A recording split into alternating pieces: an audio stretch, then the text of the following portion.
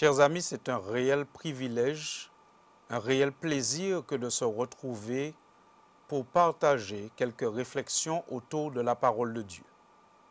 Ce temps de réflexion que nous aurons en ce moment aura pour titre « Refusez de survivre, mais choisissez de vivre ». Aujourd'hui, on a l'impression que celui qui survit accomplit déjà de grandes choses. On fait de nombreux plans pour essayer de sauvegarder des entreprises ou des secteurs d'activité. Mais la Bible nous révèle que Dieu a un plan plus grand que la survie pour l'homme. Dieu ne veut pas seulement que nous puissions survivre, Dieu voudrait que nous puissions vivre. Parce que vivre, c'est plus que juste avoir un cœur qui bat et avoir des aliments pour se sustenter.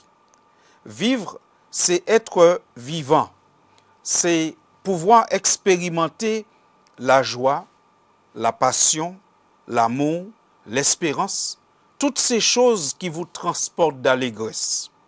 La vie telle que le Créateur la veut pour les humains, c'est plus qu'une simple lutte pour la survie, plus qu'une simple lutte pour gagner son pain et payer ses nombreuses factures. Jésus lui-même a dit, dans l'évangile de Luc au chapitre 12, « La vie est plus que la nourriture et le corps plus que le vêtement.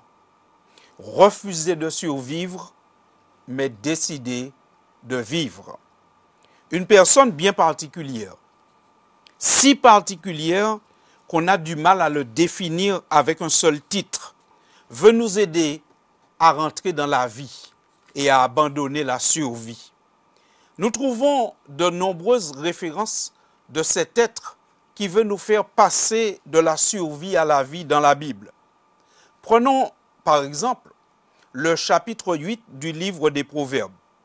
Dans le chapitre 8 du livre des Proverbes, nous trouvons une personne qui a un titre bien particulier. On l'appelle la sagesse ou encore l'intelligence. Et cette personne lance un appel qui nous est bien utile de nos jours. Cette personne dit, « Celui qui me trouve a trouvé la vie et il obtient la faveur de l'Éternel. » Proverbe chapitre 8, verset 35. La vie qu'on trouve sous l'égide de la sagesse est ainsi définie dans le livre des Proverbes, toujours au chapitre 8, mais au verset 18. « Avec moi sont la richesse et la gloire, les biens durables et la justice. » Voyez ici et vous sentez ici que ce qui nous est proposé, ce n'est pas une simple survie, mais c'est la vie. Avec moi sont la richesse et la gloire, les biens durables et la justice. Mais certainement la question que vous vous posez, c'est quoi cette sagesse? C'est qui cette sagesse? Où trouver cette sagesse qui nous fait passer de la survie à la vie?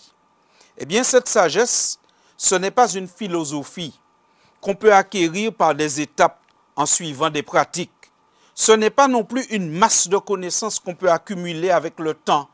La sagesse ici qui donne la vraie vie, ce ne sont pas des degrés à gravir, ni le retour aux ancêtres. Cette sagesse n'a rien à voir avec les cheveux blancs ou avec l'âge. Cette sagesse, la sagesse biblique, la sagesse chrétienne, c'est une personne. Retournons encore une fois dans le livre des Proverbes au chapitre 8. Et dans ce livre des Proverbes au chapitre 8, nous allons trouver des définitions concernant cette sagesse. Proverbes chapitre 8 au verset 23, voici ce que la Bible déclare. « J'ai été établi depuis l'éternité, dès le commencement, avant l'origine de la terre. Je fus enfanté quand il n'y avait point d'abîme, point de source chargée d'eau, avant que les montagnes soient affermies, avant que les collines existent, je fus enfanté. » Vous sentez bien que la sagesse qui est présentée dans le livre des Proverbes, au chapitre 8, c'est une personne qui existe depuis fort longtemps, une personne qui a été enfantée, qui existe depuis très longtemps. Et au verset 26, nous apprenons encore que cette personne existe depuis très longtemps, puisqu'il est dit, il n'avait encore fait ni la terre, ni les campagnes, ni le premier atome de la poussière du monde lorsque je fus enfanté. La sagesse qui donne la vraie vie est une personne. Ce n'est pas une science, ce n'est pas une philosophie, ce n'est pas une masse de connaissances. Et cette personne, elle existe, elle vit et elle agit. Elle agit depuis le début. Puisque nous lisons encore dans Proverbes chapitre 8 au verset 30, « J'étais à l'œuvre auprès de lui, et je faisais tous les jours ses délices, jouant sans cesse en sa présence. » La sagesse qui donne la vie, la vraie vie, est une personne active depuis le commencement, bien avant que le premier atome de la poussière du monde n'existe. Vous avez certainement envie de savoir, mais qui est cette personne? Qui est cette sagesse? Qui est cette intelligence qui peut nous apprendre à refuser de survivre, mais à décider de vivre? Alors, nous n'allons pas faire durer le suspense plus longtemps. Cette sagesse, c'est Jésus. Nous faisons un bond dans le Nouveau Testament et nous allons à l'évangile de Jean, au chapitre 1er. Et dans cet évangile de Jean, au chapitre 1er, nous allons trouver encore d'autres termes pour définir ce personnage. Dans le livre des Proverbes, le personnage était présenté comme une sagesse, une intelligence. Dans l'évangile de Jean, au chapitre 1er, verset 1er, ce personnage est présenté comme une parole qui donne la vie. Je lis, au commencement était la parole, et la parole était avec Dieu, et la parole était Dieu. Elle était au commencement avec Dieu. Toutes choses ont été faites par elle, et rien de ce qui a été fait n'a été fait sans elle. Sentez ici la similitude entre Jean chapitre 1er et Proverbes chapitre 8. Dans les deux textes, on parle d'une personne qu'on a un peu de mal à définir. Mais on sait une chose, c'est une personne qui existe depuis fort longtemps. C'est une personne qui a été à l'œuvre avec Dieu dans la fondation, la création du monde. C'est une personne qui est définie et présentée dans la Bible comme étant la source de la vraie vie.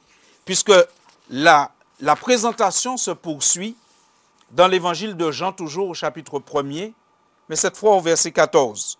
Nous lisons, « Et la parole a été faite chair, et elle a habité parmi nous, pleine de grâce et de vérité. Et nous avons contemplé sa gloire, une gloire comme la gloire du Fils unique venu du Père. » C'est formidable. La Bible est en train de nous dire que nous avons ici un Fils, qu'on peut appeler la sagesse, qu'on peut appeler l'intelligence véritable, qu'on peut appeler la parole qui donne la vie, la parole qui crée.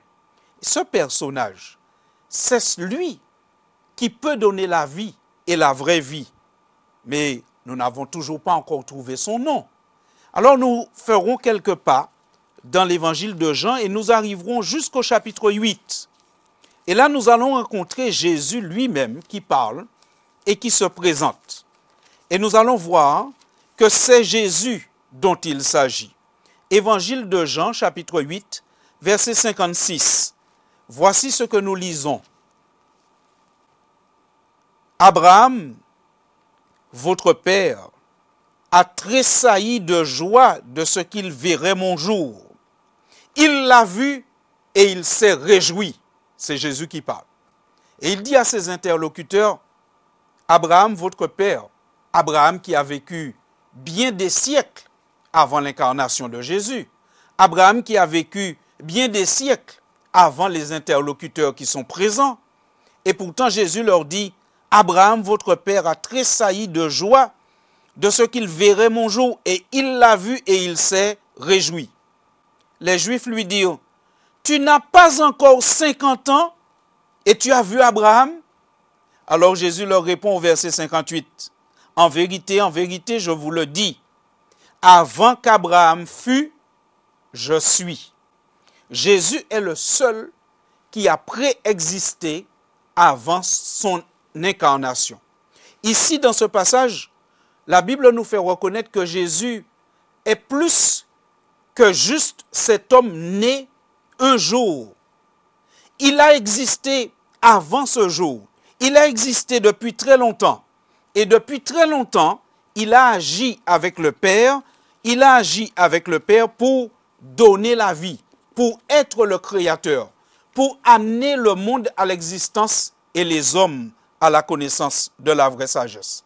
C'est Jésus qui est la vraie sagesse. C'est Jésus qui est l'intelligence véritable. C'est Jésus qui est la parole qui donne la vie. C'est lui par qui Dieu a fondé le monde. C'est lui qui était présent avant qu'aucun atome de poussière de cette terre n'existe. Et ce Jésus, puisqu'il est donc créateur, co-créateur avec le Père, il dit, je ne vous ai pas créé pour survivre, mais je vous ai créé pour vivre. Et ce Jésus nous dit en ce matin, refusez de survivre, mais décidez de vivre. Et si nous faisons confiance à Jésus, il est capable de transformer notre vie parfois pitoyable en une vie remplie de joie et d'espérance. Voyons un exemple, une situation, une occasion où Jésus a montré son pouvoir de nous faire abandonner la survie et de nous faire entrer dans la vie. Nous prendrons une histoire qui se trouve dans l'évangile de Luc au chapitre 7. Dans l'évangile de Luc au chapitre 7, la Bible rapporte que Jésus entre un jour dans une ville appelée Naïn. Nous pouvons lire dans Luc chapitre 7 au verset 11. La Bible dit, le jour suivant, Jésus alla dans une ville appelée Naïn. Ses disciples et une grande foule faisaient route avec lui.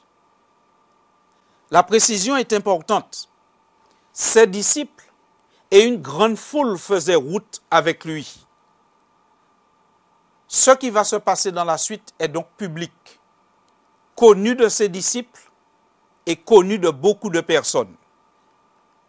Et qu'est-ce qui va se passer? Au verset 12, la Bible nous dit, lorsqu'il fut près de la porte de la ville, voici, on portait en terre un mort, fils unique de sa mère, qui était veuve, et il y avait avec elle beaucoup de gens de la ville. Voici la situation, le tableau est planté. La Bible dit que Jésus arrive à Naïn le jour où il y a un enterrement. Mais la Bible donne des précisions pour que nous puissions bien cerner la situation. Celui qui est mort, c'est un fils. C'est un fils unique. Sa mère est veuve. Par conséquent, cette femme qui accompagne son fils au lieu de son inhumation, c'est une femme qui est en train d'entrer dans la survie. Une femme qui est en train d'abandonner la vie pour entrer dans la survie. Elle va se retrouver absolument seule, cette femme.